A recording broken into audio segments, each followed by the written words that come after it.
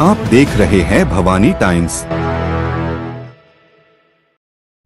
फाशीच्या फंद्यावर चढले, आपल्या छाताड्यावर गोळ्या झेंडल्या, अशा महापुरुषांना माल्यार्पण अर्पून या विराट आक्रोश मोर्चाचे आता सभेमध्ये रूपांतर होत आहे। तर मान्यवरांना विनंती आहे की त्यांनी पुष्प अर्पण करून प्रतिमेच्या रूपात क्रांतीसूर्य महामानव भगवान बिरसाजी मुंडा यांच्या प्रतिमेला माल्यार्पण करावं। वीरांगना दुर्गावती बाबूरावजी शेडमाके माननीय समस्त मान्यवरांना बोलो क्रांतीसूर्य महामानव भगवान बिरसा मुंडा की,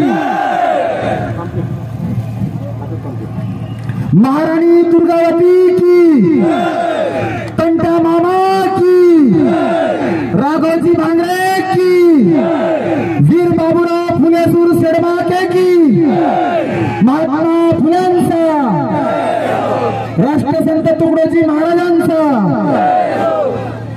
बोलो क्रांतीसूर्य महामानव भगवान बिरसा मुंडा की, ज्ञानसिंग नाईक की, बाबासाहेब आंबेडकरांचा, संविधान की रक्षा कौन करेगा? हम करेंगे, हम करेंगे। संविधान की रक्षा कौन करेगा? हम करेंगे, हम करेंगे। अरे धनगर हटाओ, हटाओ, धनगर हटाओ, आदिवासी बचाओ, धनगर हटाओ, आदिवासी बचाओ, धनगर हटाओ, आदिवासी बचाओ, धनगर हटाओ, आदिवासी बचाओ। आरक्षण आमच्या हक्काचं, नाही कोणाच्या बापाचं। अरे आरक्षण आमच्या हक्काचं, नाही कोणाच्या बापाचं। अरे आरक्षण आमच्या हक्काचं, नाही कोणाच्या बापाचं। तुम्हाला इतक्या जोरात घोषणा द्यायची आहे की तुमचा आवाज दिसतो। मला मध्यंतरीची गॅप दिसत आहे, कृपया समाज बांधवांनी त्या ठिकाणी जात आहे। सर्वप्रथम या ठिकाणी आपण पुढील सूत्रसंचालन करावं आणि सभेला सुरुवात करावी। आदरणीय दुर्गाप्रसाद कोकोडे सर, पीपल्स फेडरेशन, या ठिकाणी सर्व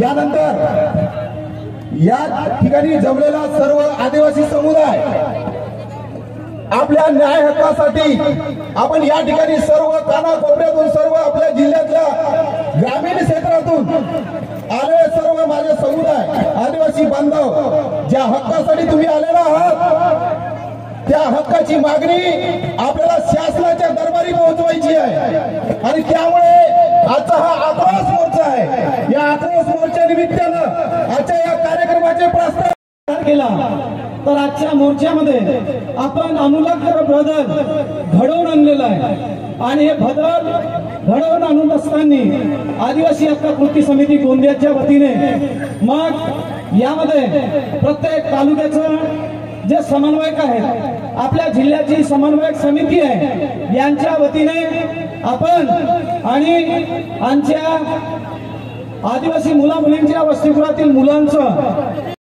या महाराष्ट्रात 1 करोडच्या वर आदिवासींची संख्या आहे आणि या 1 करोड आदिवासींचा तुम्हाला तेव्हा विचार आला नाही?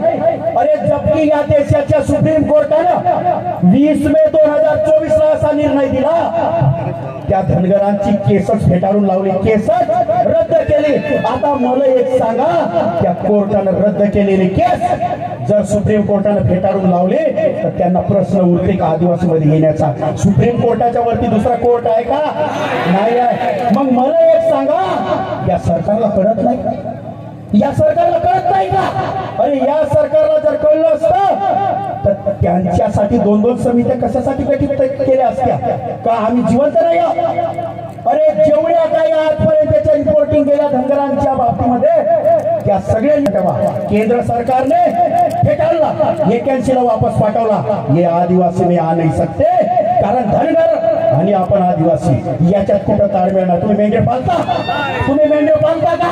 अरे हम तो मेंढे लेते हैं उनसे उनके तरफ से हम लेते हैं, बराबर है कि नहीं? क्योंकि हम क्या है, मालिक है और मालिक होने का दर्जा रखते हैं। बात सही है क्या नहीं है? सही है क्या नहीं है? अरे जेव्हा देवेंद्र फडणवीस साहेब 2014 ला मुख्यमंत्री होते, कोरेके साहेब आमदार आहेत आमचे, तेव्हा त्या फडणवीस साहेबांनी टाटा इन्स्टिट्यूटच्या मार्फत त्यांचा सर्वे करण्याचा आदेश काढला होता आणि त्या टाटा इन्स्टिट्यूटने सार्वजनिक करावा. काय म्हणता तुम्ही, सार्वजनिक केला पाहिजे की नाही केला पाहिजे? काय म्हणता तुम्ही, केला पाहिजे की नाही केला पाहिजे? केला पाहिजे. म्हणून तुम्हाला रस्त्यावर उतरून या नेत्यांना प्रश्न विचारला पाहिजे. नेता कोणत्याही पक्षाचा असो, तो आमचा असो का कोणाचाही असो, त्या नेत्यांना तुम्ही प्रश्न विचारा. क्योंकि अभी हमको आंधी पैरी जमात पैदा नहीं करना, हमको आंधी पैरी गुंगी पैरी जमात पैदा नहीं करना है, हमको बोलने वाली जमात पैदा करनी है. कौन सी जमात पैदा करनी है? बोलने वाली जमात पैदा करनी है. मेरे भाई और बहनों, आप गुंगे बहिरे मत हो जाओ. माझ्या समाज बंधू आणि भगिनींनो, त्या टाटा इन्स्टिट्यूटचा जो अहवाल आहे तो सार्वजनिक करावा. बरोबर आहे की नाही? आपले 25 आमदार आहेत, 26 आमदार आहेत. माझी कोरेटे साहेबांना विनंती आहे, आपण विरोधी पक्षामध्ये आहात, आपण जे भूमिका घ्याल विरोधी पक्ष या नात्याने, तुमच्या मागे आमचा समाज उभा राहील. राहाल की नाही राहाल? पण कोरेके साहेब, आपली भूमिका ही सामाजिक हिताची असली पाहिजे. बरोबर आहे की नाही? आपण पक्षीय हित बाजूला सोडून सामाजिक हित लक्षात घ्यावा. आणि साहेब, हा एवढा मोठा समाज आहे, जिथपर्यंत नजर जाईल तिथपर्यंत माझा आदिवासी समाज, त्या नांगंडो, कोरेके साहेब तुम्हाला आठवण करून देतो, नांगंडो पुरा आदिवासी समाज आहे. हत्ती आले, त्यांचे घर पाडले, बनवून देण्याची जबाबदारी कोणाची आहे? सरकारची आहे. बरोबर आहे की नाही? 11 कुटुंब वनवन भटकून राहिले, वनवन. आणि सुप्रीम कोर्टाने 2011 निर्णय दिला, इस देश का we are the aborigine of this nation, इस देश का मूल निवासी हम है. तो मूल निवासी के साथ गद्दारी चलेगी? चलेगी? आपको गद्दारी चलेगी? नहीं चलेगी. इसलिए पूरी ताकत के साथ, पूरे लगन के साथ, पूरी लगन के साथ आपको आने वाले दिनों में खड़ा होना है. खड़े होंगे का नहीं होंगे? अरे क्या आदिवासीचा निर्णय बाजू आहे, त्या लागू करण्यासाठी शासन धजावत नाही. 6 जुलै 2017 सुप्रीम कोर्टाने निर्णय दिला, 12,500 महाराष्ट्रातील पद आदिवासी मधून घेण्यात यावा. बरोबर आहे की नाही? आदिवासीच्या हिताचा निर्णय आहे म्हणून त्या काळात फडणवीस साहेबांचं सरकार होतं, मग आलं उद्धव साहेबांचं सरकार, आता आहे शिंदे साहेबांचं सरकार. आता काय आमच्या का तमाशा होत राहिला? अबे पेशाची भरती बंद झाली, पेशाची भरती लागू करा आणि भोगसांना येऊ द्यायचं नाही. केव्हा नाही येऊ द्यायचं? जेव्हा तत्पर्यंत तुम्ही मजबूत राहाल. कोई भी हमसे टकराएगा तो वो क्या हो जाएगा? चूर चूर हो जाएगा. एवढं बोलतो आणि तुमच्यासाठी सांगतो, मेरे भाइयों बहनों, इतिहास टकराने वालों का लिखा जाता है. किसका लिखा जाता है? टकराने वालों का लिखा जाता है, तलवे चाटणे वालों का नाही. या ठिकाणी जो व्यक्ती आलेला आहे त्याच्या नावाने इतिहास लिहिला जाईल. आणि समजा जो आला नाही त्याला त्याचा नातू विचारत की बाबा, दादा, तू धनगराने आपल्यामध्ये घेण्यात येऊ नये गेला होतास का? त्याचा आजा म्हणत, भाऊ मला पोलीसवाले लाठीचार्ज करतील म्हणून भीती वाटत होते. तेव्हा तो त्याचा नातू त्याच्या तोंडावर थुंकल. बरोबर आहे की नाही? त्याच्या तोंडात थुंकल. म्हणून इथं येणाऱ्या प्रत्येक समाज बांधवाचं मी अभिनंदन करतो. आज ताकत इस मंच के माध्यम से आज आपको आप सबको इसे देखिए और शासन ने प्रशासन ने भी देखिए. साथियों, बार बार हमारे समाज पे अत्याचार अन्याय होते रहता है. जिले में तो हमारे बच्चों के साथ, हमारे कर्मचारियों के साथ, सबके साथ अन्याय होते रहता है. परंतु आज हमारे शासन ने, ये सरकार ने हमारे जाति पर अन्याय कर दिया है. अब जाति पे जब अन्याय होता है इसका मतलब वहाँ पे अन्याय होता है. तो ये इस अन्याय के विरुद्ध में आज हमने इतना बड़ा जन आक्रोश खड़ा किया है. आज धनगर बोल रहा है, कल गोवारी बोल रहा है, कोई माना बोल रहा है. 7% आरक्षण में सैकलिक जाति को लेके भी ये सरकार हमारे खिलाफ में है. इसलिए साथियों, समय का अभाव है, वक्त बहुत सारे हैं.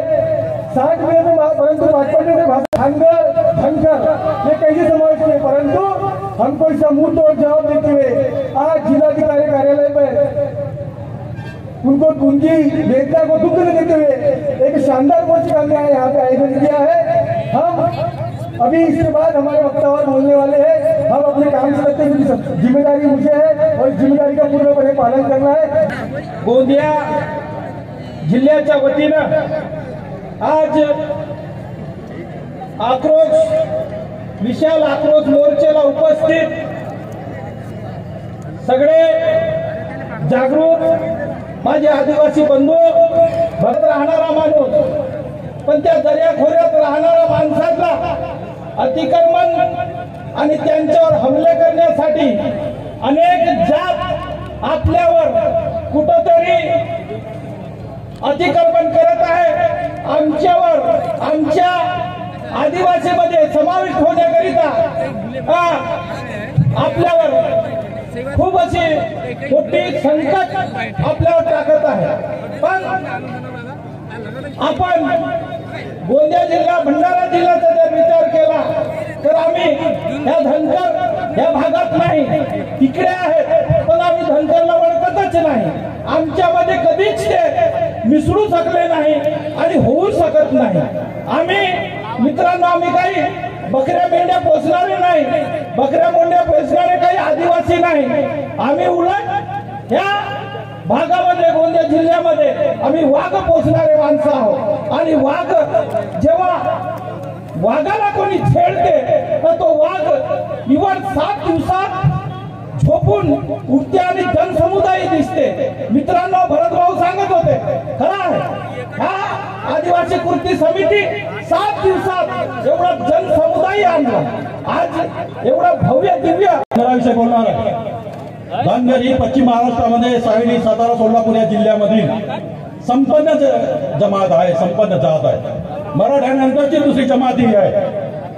3-4 जिल्ह्यामध्ये ही जमात आहे आणि त्या समाजाची संख्या फक्त 1.5 कोटी आहे।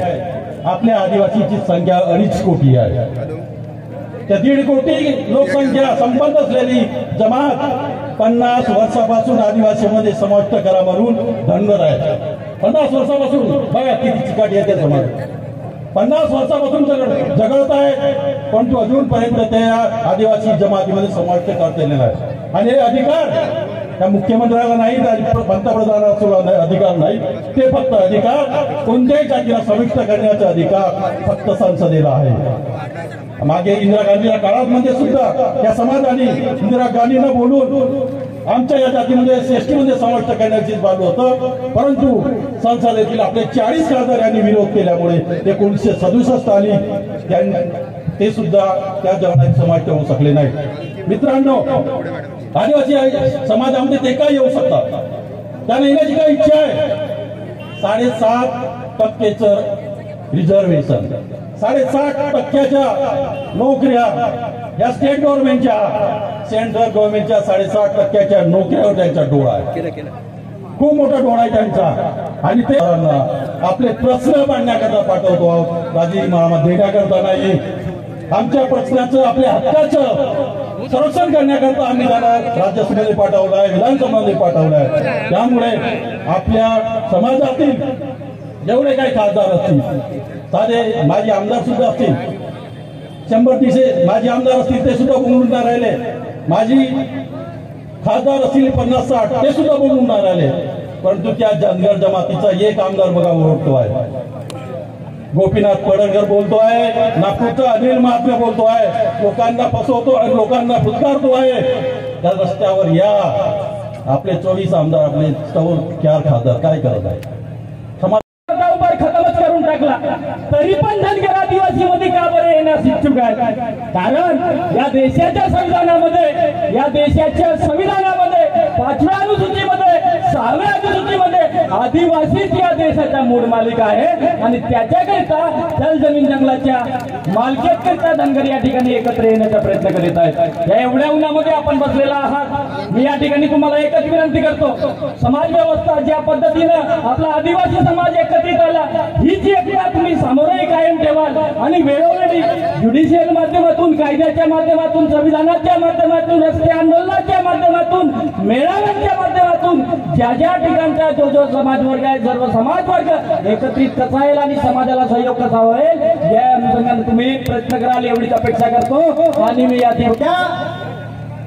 आपल्या समाजामध्ये ज्यांना समाजाचं प्रतिनिधित्व करण्यासाठी ज्या लोकांना आम्ही संसदेत पाठवला, ते लोक काय करत आहेत? ते लोक या सर्व जबाबदार आहेत।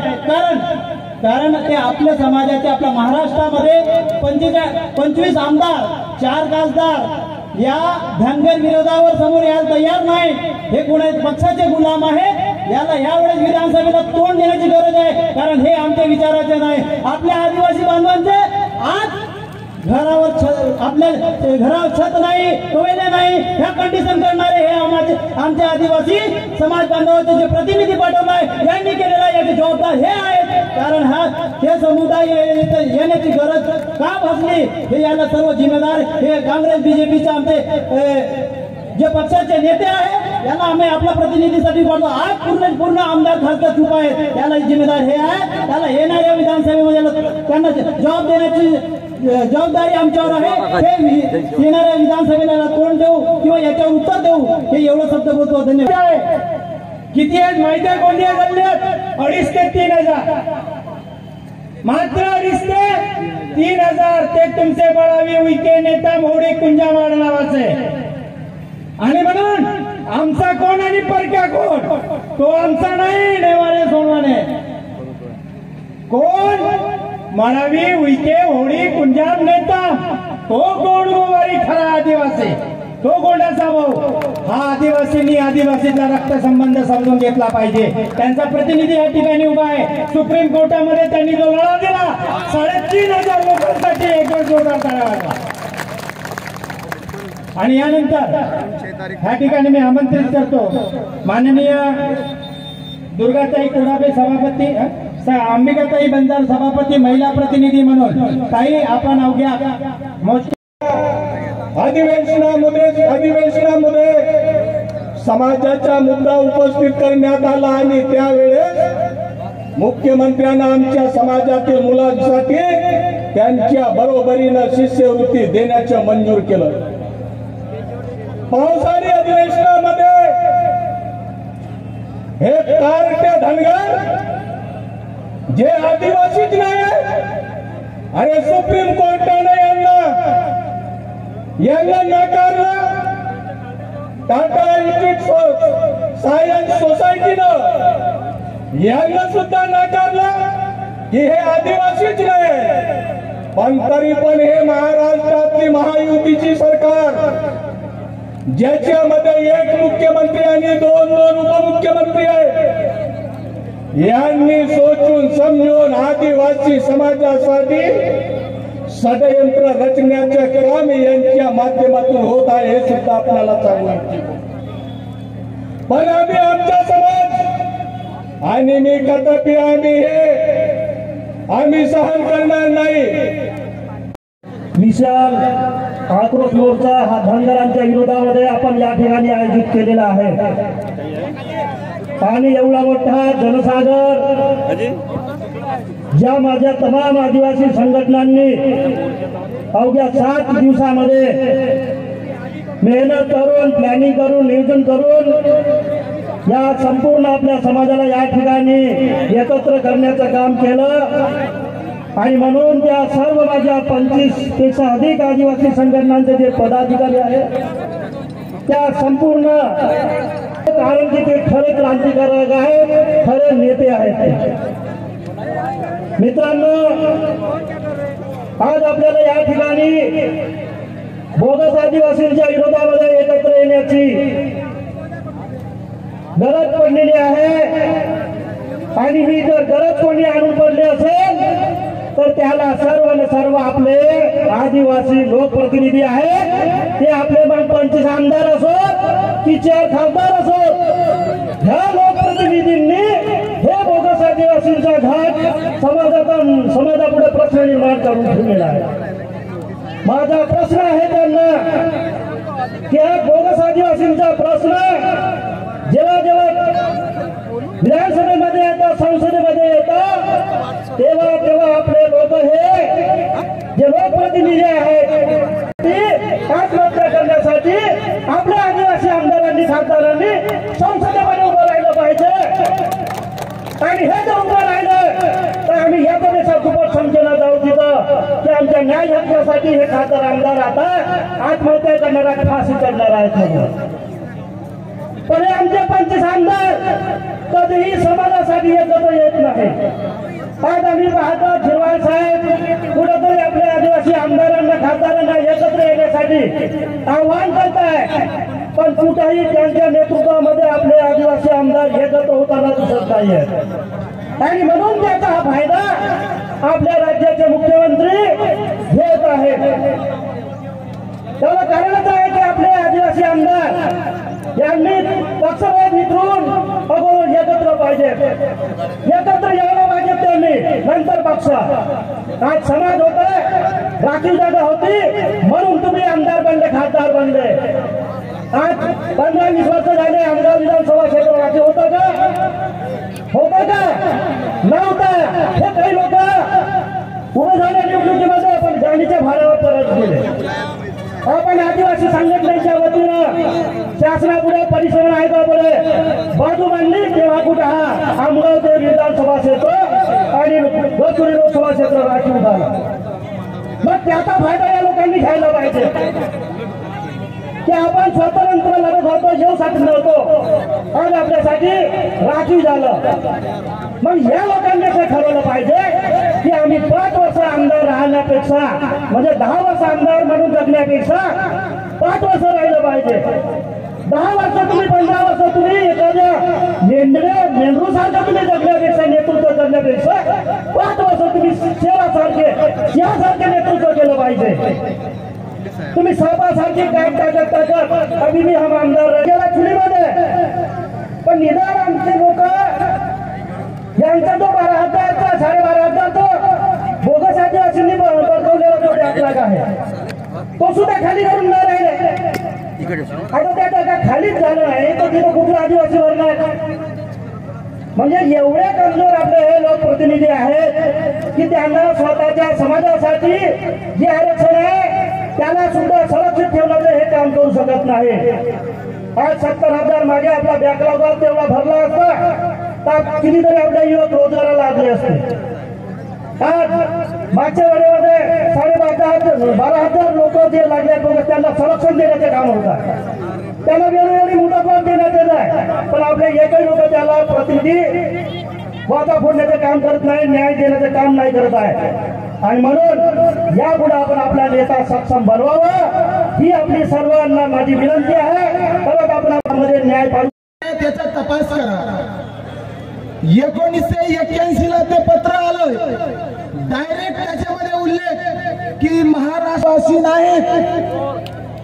सेकंड टाइम 1995 ला त्याही वेळेला सुप्रीम कोर्टानं सांगितलं, टाटा इन्स्टिट्यूट ऑफ सोशल सायन्सचा सर्वे आला की महाराष्ट्रातले धनगर हे आदिवासी नाहीत, अनुसूचित जमातीचा दर्जा त्यांना भेटू शकत नाही। सेकंड टाइम, तिसऱ्या वेळेला आता 2024 याही वेळेला सुप्रीम कोर्टानं दिलं की आदिवासी धनगर नाहीत, तरीही चौथ्यांदा प्रयत्न का?